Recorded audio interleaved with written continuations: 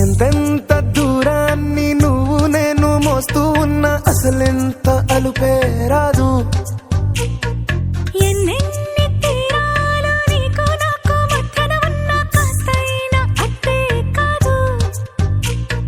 నీతో ఉంటే తెలియదు సమయం, నువ్వు లేకుంటే ఎంత న్యాయం. గడియారంలో సెకనుల ముల్లే కంటకి కదిలిందే. నీతో